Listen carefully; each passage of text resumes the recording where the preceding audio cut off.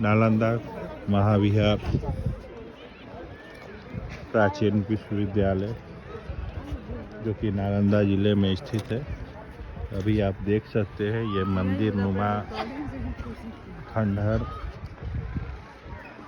जिसके सामने से सीढ़ी की आकृति और मंदिर के ही कुछ और अवशेष दिखाई दे रहे हैं।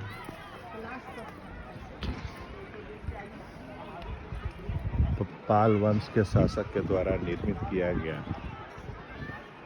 ये विश्वविद्यालय बहुत ही अद्भुत प्राचीन वैभवता को प्रदर्शित करता हुआ, खंडहर होने के बावजूद भी यह बहुत कुछ इतिहास को समेटे हुए है।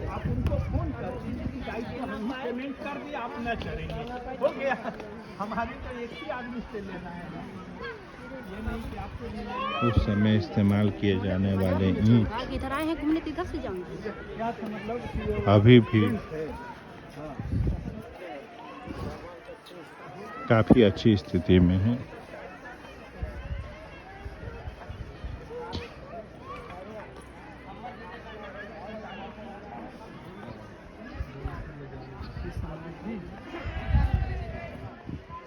यह पूरा क्षेत्र इसी तरह के छोटे छोटे खंडहर के भग्नावशेषों से भरा पड़ा है और अपने आप में इतिहास को बताता है।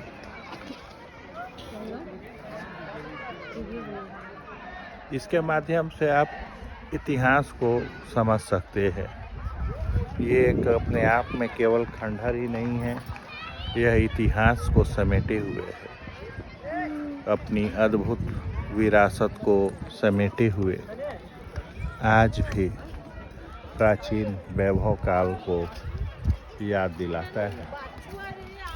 हजारों साल पहले जब पाल वंश का शासन था मगध के ऊपर, उस समय छात्रों के लिए एक कितनी बड़ी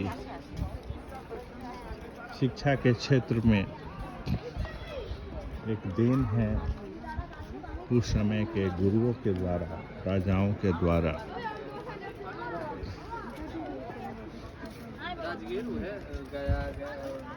ऐसा कहा जाता है कि बख्तियार खिलजी ने इस विश्वविद्यालय को जला करके नष्ट कर दिया,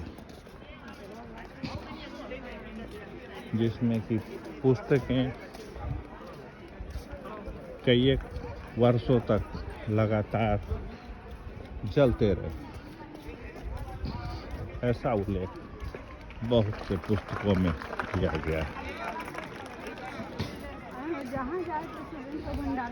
खैर जो भी है, इतना तो तय है कि इतना बड़ा विश्वविद्यालय निश्चित तौर पर एक शिक्षा का अद्भुत, अकल्पनीय और एक बहुत ही समृद्ध रहा होगा ज्ञान के क्षेत्र में, जो पूरे दुनिया को अपने ज्ञान के द्वारा प्रकाशित करता रहा होगा।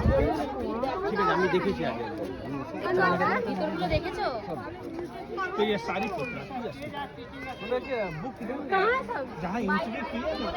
वेदियां बनी हुई हैं, संभवतः इस पर बैठ करके छात्र अध्ययन करते होंगे। ये ढलुआ रास्ता बना हुआ है, सीढ़ी के रूप में इसका इस्तेमाल ऊपर वाले तल्ले पर जाने के लिए किया जाता था। प्रवेश द्वार, अभी हम प्रवेश द्वार के पास हैं, देख सकते हैं अंदर में छोटे छोटे पत्थरों का उपयोग किया गया है। इसकी ईंटें अभी भी काफी ठोस मजबूत हैं, इस पर किसी तरह का कोई प्रकृति के द्वारा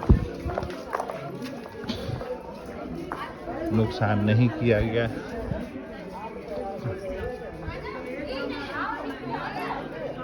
ये दीवारें आज भी बहुत कुछ बताती हैं।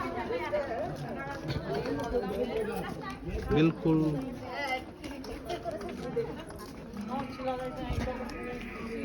बिल्कुल सही नाप के और बेहतरीन साइज के ईंटें इसमें लगी हुई,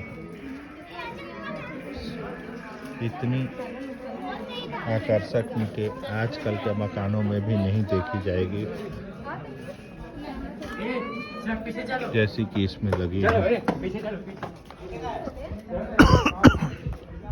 यहाँ पर बहुत से सैलानी आते हैं, फोटोग्राफी करवाते हैं, बच्चों को लेकर के महिलाएं आती हैं,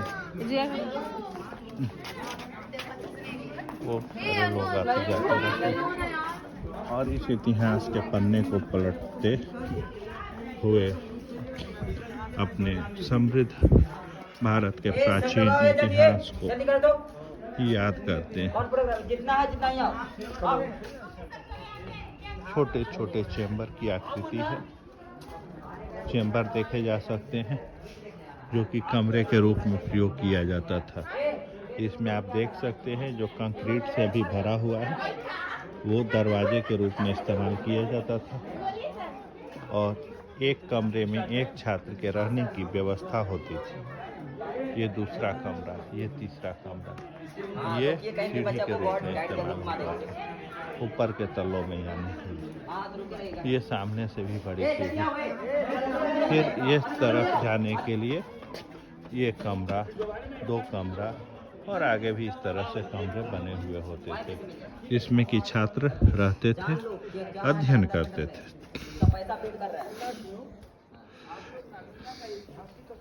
यह इस तरह से बनाया गया था जिससे कि अगर कोई आचार्य उनको अगर संबोधन करना होता था तो अगर छात्र अपने कक्ष में भी होते थे तो उनको संबोधित आसानी से किया जा सके। इस तरह की व्यवस्था पूरे विश्वविद्यालय में की गई थी।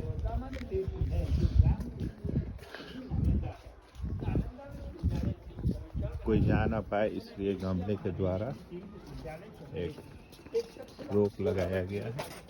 इसके बारे में संक्षिप्त जानकारी है जो कि आप पढ़ सकते हैं। एक और दरवाजा,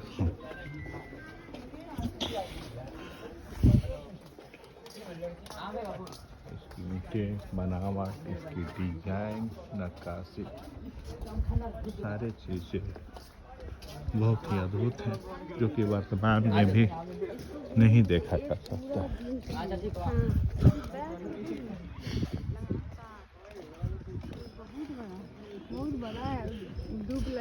सच में ये देख कर के यकीन नहीं होता कि बख्तियार खिलजी ने इसे आग लगाया होगा और कई वर्षों तक चलने के बावजूद भी यह वर्तमान में इतने अच्छे तरीके से फिर भी संरक्षित है कि अभी भी हम लोग इसको देख करके बहुत कुछ जान सकते हैं और अपने इतिहास को समझ सकते हैं।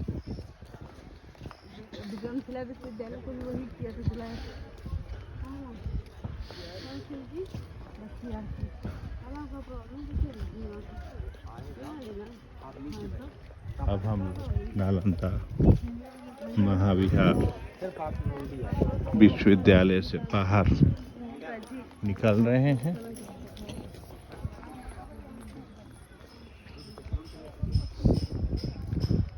इसकी भव्यता को दिखाने की मैंने कोशिश की है।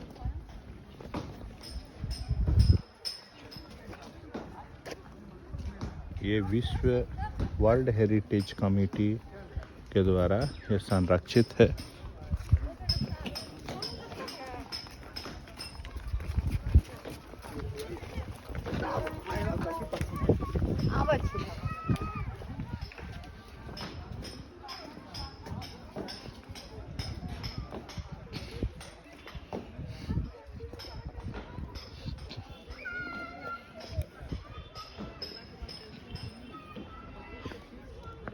ASI के द्वारा संरक्षित है, लेकिन बिहार सरकार की उपेक्षा का भी शिकार बनी हुई है।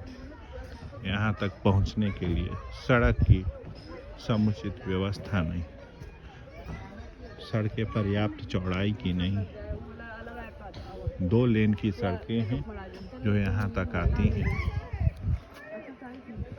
उसमें भी बहुत ज़्यादा इंक्रोचमेंट रहता है।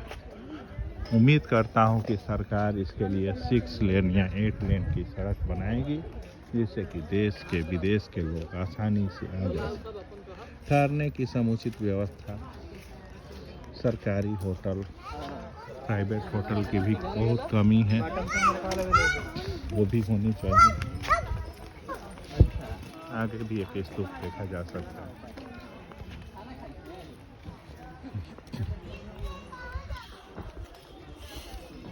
धन्यवाद मित्रों, आपने मेरे माध्यम से नालंदा विश्वविद्यालय का दर्शन किया और इसकी भव्यता को देखा।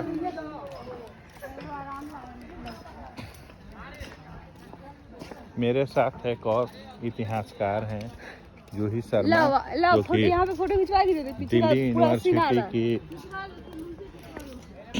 प्रोफेसर हैं।